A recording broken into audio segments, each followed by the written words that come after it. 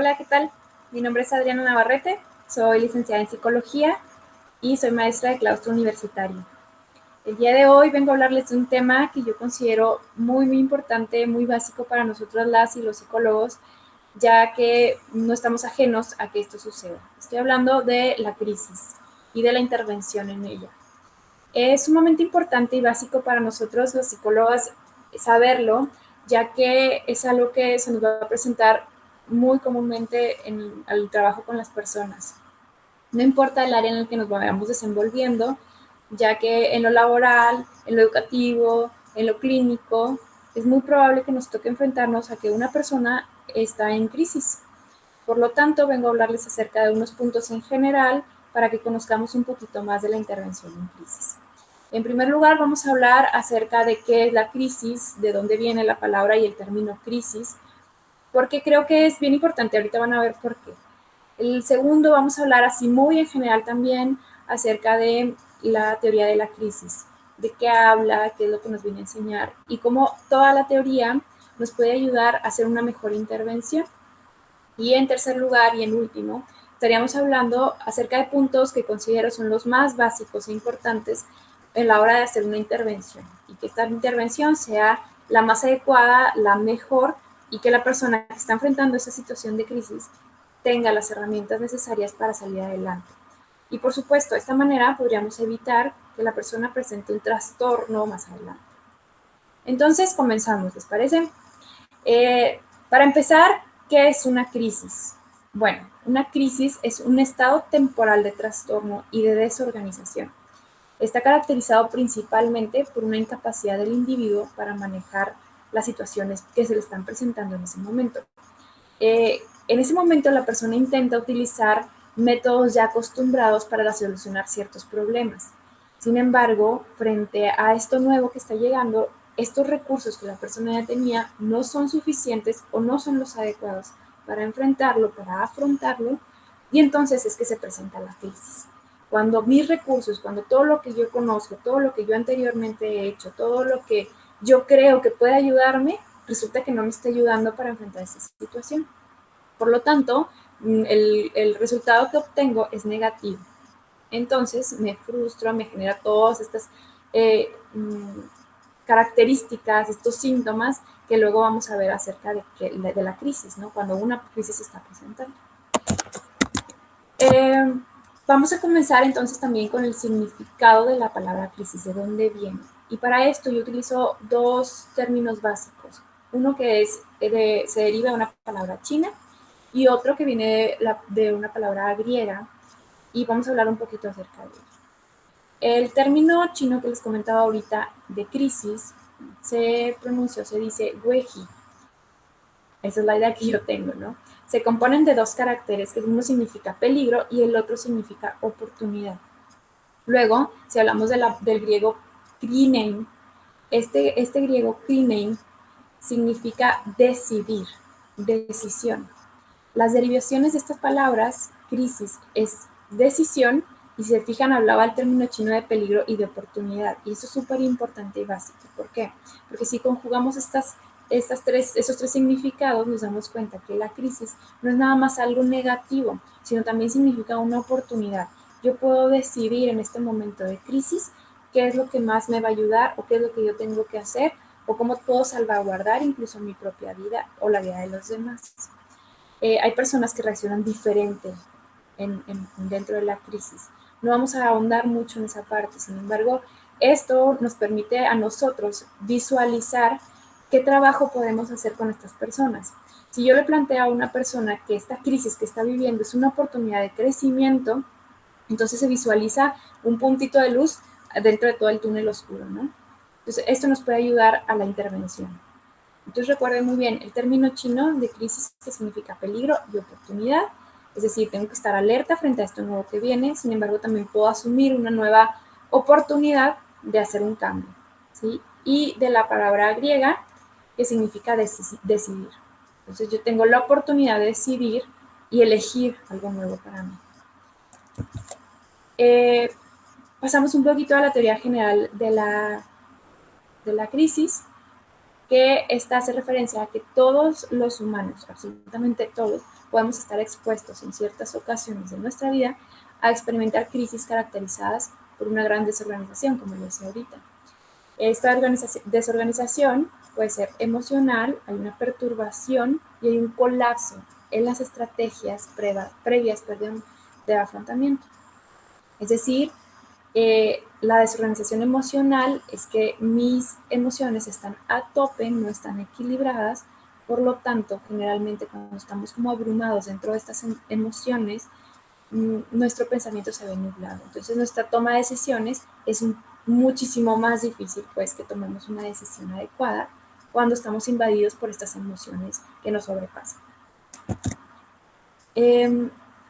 Características del estado de crisis, que esto es parte de lo que la teoría de la crisis nos ha venido hablando, es que la crisis está limitada en tiempo. Casi siempre se va a manifestar por un suceso que lo precipita, es decir, una situación que detona esa crisis. Las crisis se pueden presentar debido a que es la primera vez que me enfrento a eso o por el contrario. Ya ha habido varias ocasiones en las que me he enfrentado a esta situación y no encuentro como los recursos o en aquel momento que me enfrenté a esta misma situación, pues sentí emociones que no fueron placenteras, por lo tanto ahora otra vez me invaden estas emociones y como les decía ahorita tengo nublada esta parte del razonamiento y siento que no tengo los elementos suficientes para afrontar esta situación. Generalmente puede esperarse que siga patrones sucesivos de desarrollo, o sea, que pase a través de diversas etapas y tiene potencial también de resolución hasta niveles de funcionamiento más altos o más bajos. ¿A qué se refiere esto? A que puede que yo, frente a esta situación, encuentre una forma nueva de enfrentarla, de afrontarla, y por lo tanto salga como victorioso de esta situación. Por el contrario, habrá momentos en los que, frente a esta crisis, no sienta que tenga los recursos o los elementos para afrontarla, por lo tanto, mi nivel de funcionamiento resulta ser bajo. ¿Sí? Esto varía en cada persona, varía dependiendo del momento, y es justamente lo que vamos a ver a continuación, de qué depende la crisis, porque hay diversos factores. Nowak, por ejemplo, en 1978 sugiere que el impacto de un suceso particular depende de su oportunidad, de la intensidad, de la duración, de la continuación y del grado de interferencia en otros acontecimientos para el desarrollo. ¿A qué me refiero con esto? Vamos a poner el ejemplo de una persona que, por ejemplo, nosotros que vivimos en Chihuahua, si voy a la Ciudad de México y es la primera vez que me toca enfrentarme a un sismo, probablemente vamos a suponer que el sismo está bajo en la escala de Richter, entonces por lo tanto el temblor se siente para las personas que viven ahí como nada, pero una persona como nosotros que a lo mejor no hemos estado continuamente expuestos a un sismo, pues puede representar una situación nueva en donde yo entro en crisis porque no sé qué hacer, no sé cómo reaccionar ante esto nuevo, ¿de acuerdo? O sea, aquí hablamos, por ejemplo, de la continuación, la continuidad que tiene esta situación en mí. Es la primera vez que lo enfrento, no sé cómo enfrentarlo y esto tiene un impacto en mí y en mis reacciones. Pero, por ejemplo, para una persona que vive en la Ciudad de México, que ha vivido varios sismos, que está expuesta a varios sismos, que, por ejemplo, vivió el terremoto del 19 de septiembre del 2017, que fue un terremoto muy, muy fuerte, y en estos recuerdos, a lo mejor estas formas de afrontamiento que le funcionaron o no le funcionaron en aquel momento, tiene estos recuerdos que vienen a la mente nuevamente, etcétera. Y entonces en ese momento su nivel de crisis puede ser mucho mayor que el mío, que es la primera vez que lo afronto. ¿De acuerdo?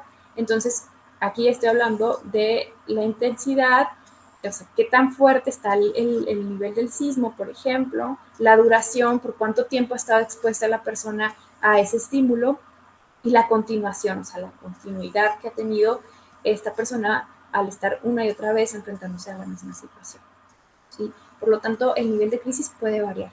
No necesariamente tenemos que decir que mi crisis va a ser menos o mayor a lo que la persona está enfrentando en ese momento, la persona que ya vivía allá, simplemente que va a variar, sí va a ser diferente para cada persona. A esto, por supuesto, le tenemos que agregar el hecho de que cada persona es un individuo único, por lo tanto, las emociones, los pensamientos, las experiencias que ha tenido son totalmente diferentes. Y eso implica que los medios de afrontamiento también vayan a variar y por lo tanto que las reacciones sean distintas. Puede que de todos los habitantes de la Ciudad de México que ya enfrentaban el 19 de septiembre del 2017, ya enfrentaban ese sismo, no todos van a reaccionar exactamente igual la siguiente vez que tiembla en la Ciudad de México, ¿de acuerdo? Esto es justamente lo que hace diferente cada crisis y lo que hace que la intervención de nosotros tenga que ser validando todo esto, ¿sí? Yo no puedo decir que es una exageración que la persona reaccione tal o cual manera frente a cierto estímulo, porque yo no conozco toda la historia de la persona, no sé todo lo que ha vivido, no sé todo lo que se ha enfrentado. Por eso es que es muy importante tomar en cuenta todos los factores que envuelven una crisis. La resolución final de la crisis, como les decía entonces, depende de varios factores, de numerosos factores de hecho. Como les decía ahorita, la parte de los recursos sociales del individuo es una de ellas bien importante. Los recursos sociales significa qué tanto se permite a la persona, el individuo, ser ayudado o ayudada por otros. Probablemente ustedes conocen personas que han vivido situaciones muy difíciles, muy complicadas, y que expresan todo, ¿no? Que llegan y les cuentan a ustedes, se abren con ustedes o con otras personas, lloran, hablan acerca de eso. Como también creo que todos conocemos a aquellas personas que han enfrentado situaciones muy difíciles, sin embargo, se cierran, ¿sí? Se aíslan o simplemente no hablan acerca del tema y todo lo viven ellos dentro, ¿no? Entonces, esto es un recurso bien importante, porque por supuesto, una persona que lo habla, que lo externa, que lo trabaja a lo mejor en terapia, que se permite ser ayudado por otros, pues una persona que muy probablemente va a salir triunfante de esto, ¿no? Es decir, en cambio, una persona que no lo habla, que se encierra, que se aísla, que evita hablar de esto, pues probablemente ahí va a seguir cargando con esa situación y va a traer como consecuencia el desarrollo de algún trastorno. Otro de los factores importantes que podemos resaltar es, les decía, el recurso personal. Cómo enfrenta la persona esa situación, cómo reaccionamos ante lo nuevo.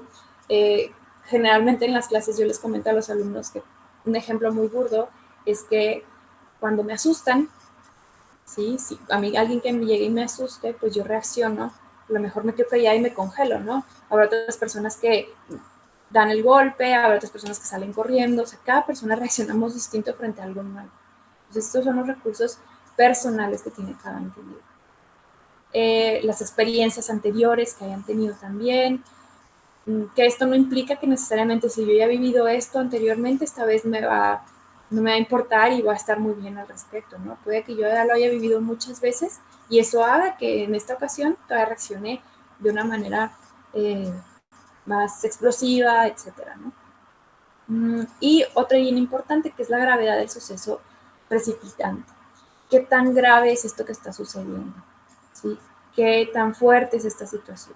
No es lo mismo si ahorita sucede una inundación y simplemente la calle enfrente de mi casa está inundada, pasa mucha agua y listo. A que si esta agua está entrando en mi casa, pierdo mis muebles, pierdo la casa porque se la arrastró el agua, es decir, es muy distinto dependiendo de la gravedad del suceso.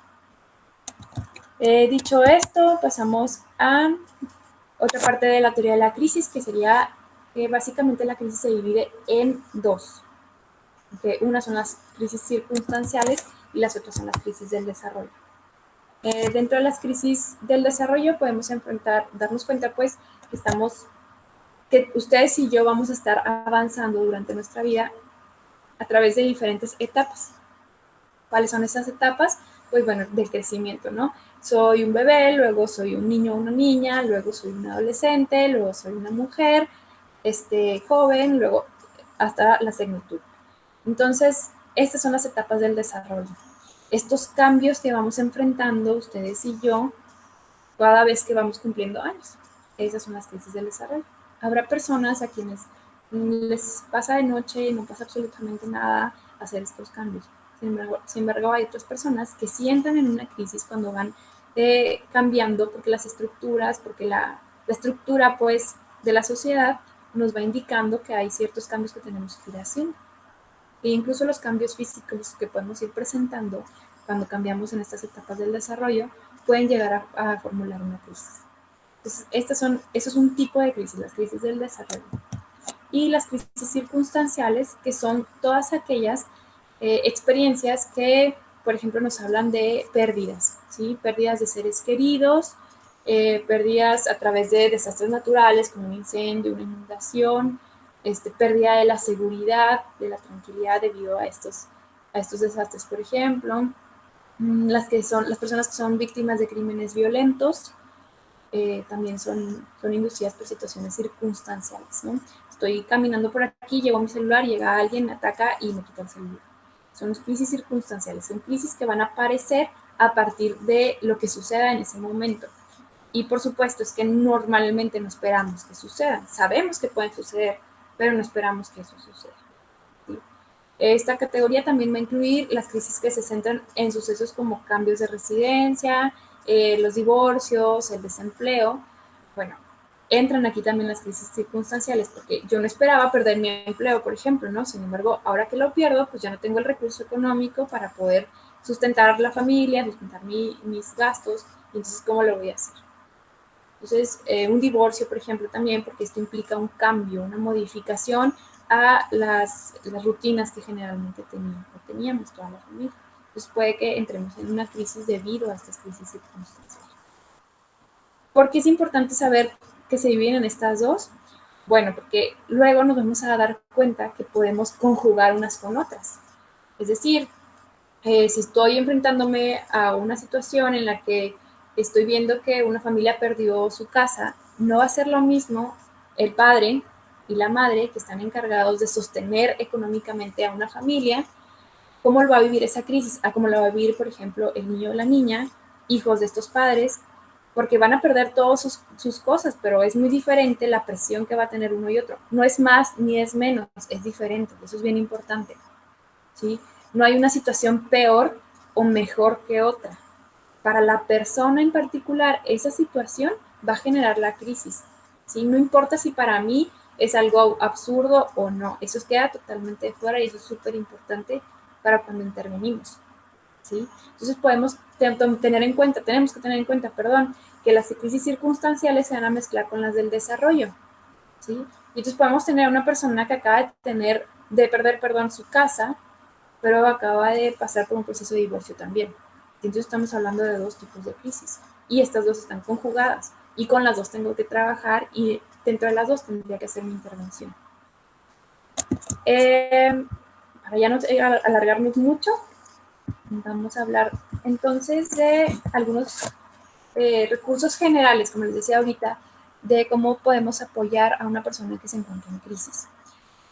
Tenemos que darnos cuenta que para apoyar a una persona en crisis, primero que nada, tengo que saber y reconocer si yo estoy preparada en ese momento para poder apoyar.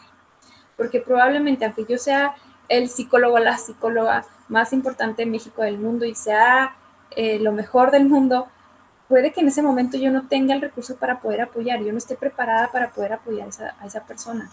Entonces tengo que darme cuenta primero si yo estoy preparado, me siento capaz de poder ayudar y apoyar a esa persona en el momento de crisis. Si no soy capaz, entonces es mejor que yo tome el recurso de hacer un llamado al número de emergencias, pedirle ayuda a otra persona para que apoye. Pero si está dentro de mí, entonces continuamos con los siguientes pasos, que son muy generales, son muy básicos, por supuesto que hay más, por supuesto que hay muchos más específicos, pero les voy a hablar de estos generales para no alargarnos mucho. El número uno, como les decía, es como darme cuenta si yo soy capaz y tengo la capacidad en este momento de poder apoyar. En segundo lugar, sería el mantener la calma. Sobre todas las cosas, mantener la calma. Voy a enfrentarme a una persona que está en ese momento en crisis y entonces puede que incluso se vuelva agresiva, grosera conmigo. Y cuando estoy hablando de agresividad, por supuesto que no estoy hablando de que se ponga a golpearme y que yo me deje que me golpee. Sino estoy hablando de que la persona va a probablemente responder de manera agresiva, inicialmente a lo mejor va a hacerme a un lado, etcétera, ¿no? Entonces, tengo que reconocer yo que la persona no encuentra recursos, está perdida, no sabe qué hacer y yo tengo que mantener siempre la calma, ¿ok? Y también mantener la calma frente a lo que está sucediendo. Si yo estoy gritando, si yo estoy alterada, ¿de qué manera puedo apoyar a una persona que está igual que yo? Entonces, tengo que primero mantener la calma yo. Luego tendríamos que analizar las dimensiones del problema. ¿Qué es lo que está sucediendo? Si estoy en riesgo y si la persona a la que voy a apoyar está en riesgo también. Lo primerito es checar si nuestra vida se encuentra en riesgo. Entonces analizo el problema, cuál es la situación, qué es lo que está pasando. Si desconozco qué es lo que está pasando y veo a una persona que se encuentra en crisis, bueno, pues lo ideal entonces sería llegar, presentarme, en primer lugar, si la situación lo amerita, presentarme, soy Adriana, me permites apoyarte, me permites ayudarte, primero que nada. Pero también habrá momentos en los que la persona ni siquiera me da la oportunidad de presentarme, entonces ya luego habrá momento para que yo lo haga, ¿de acuerdo? Pero en primer lugar sería como llegar y analizar el problema, analizar toda la situación y todo el contexto en el que nos encontramos y poner a salvo a la persona si es que, bueno, ponernos a salvo a la persona y a mí si es que representa un riesgo estar en ese lugar en el que estamos. Segundo lugar sería, bueno, dentro de los primeros auxilios psicológicos, que los vamos a ver muy por encima, muy en general, no nos vamos a meter mucho en eso, pero dentro de los primeros auxilios psicológicos tendríamos que ver si hay una necesidad de cubrir las necesidades básicas de la persona. Estoy hablando de tomar agua, de alimento, de abrigo, de techo, de ir al baño. Son necesidades muy básicas que tendremos que cubrir primero.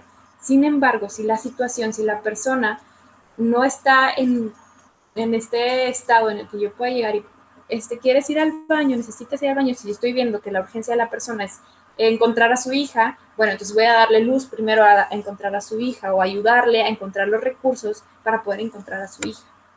Entonces, tengo que observar muy bien la situación, analizar muy bien y ver prioridades, qué es lo primero, qué es lo más importante que tengo que hacer para que la persona pueda bajar sus niveles. Sí, sería ilógico para mí pensar que lo más importante de una persona que está buscando a su hija y se encuentra desesperada llorando y yo llegue y le diga, ¿quieres que nos vayamos a sentar y vamos a tomar un vaso de agua? ¿Sí?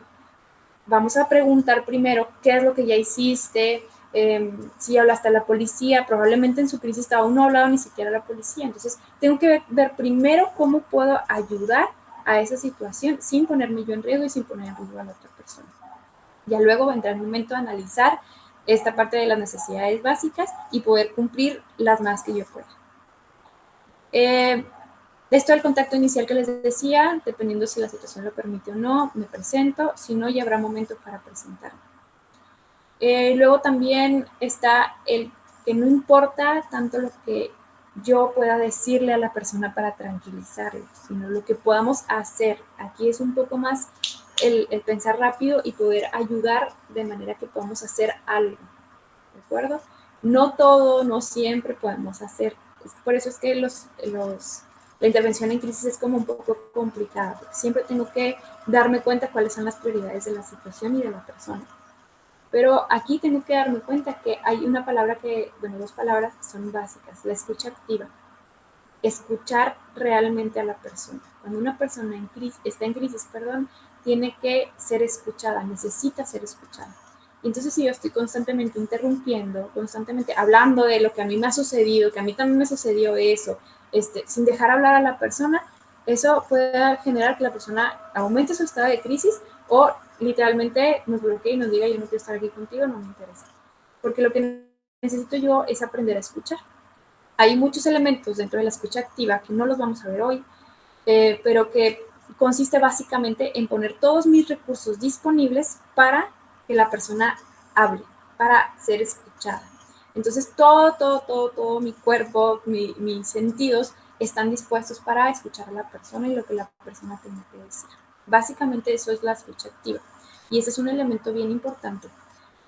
No venimos tanto a que nuestras palabras ayuden a la persona a bajar la crisis, porque luego pasa mucho que nuestras palabras decimos cosas que ni siquiera le hacen sentido a la persona que está en crisis, ¿no? O prometemos cosas que no es cierto que podemos solucionar o que no sabemos si vamos a poder brindar, ¿no? Por ejemplo, este ejemplo que yo decía de una mujer que está buscando a su hija y está llorando desesperada, ¿no? Si yo le digo, vamos a sentarnos y a calmarnos, digo, creo que es ilógico que yo trate que una persona se calme si está buscando desesperadamente a su hija. O si yo le digo, no te preocupes, vamos a encontrar a tu hija, te prometo que la vamos a encontrar. Es una promesa que yo no puedo y yo no sé si vaya a cumplir. Y entonces tengo que encontrar otros elementos o escuchar activamente qué es lo que la persona me está diciendo que necesita y que quiere, y luego ya yo responder de una manera en que se sienta protegida, pero tampoco estar diciendo una mentira como una promesa, pues que yo no sé si vaya a poder cumplir. En general, estos serían como los puntos más importantes de una intervención en crisis, y espero que les pueda ayudar un poquito si les llega a tocar enfrentarse a una situación así. Eh, Hay muchísimos otros, estoy hablando aquí en puntos muy generales, pero espero que les pueda ayudar. Muchísimas gracias y nos vemos.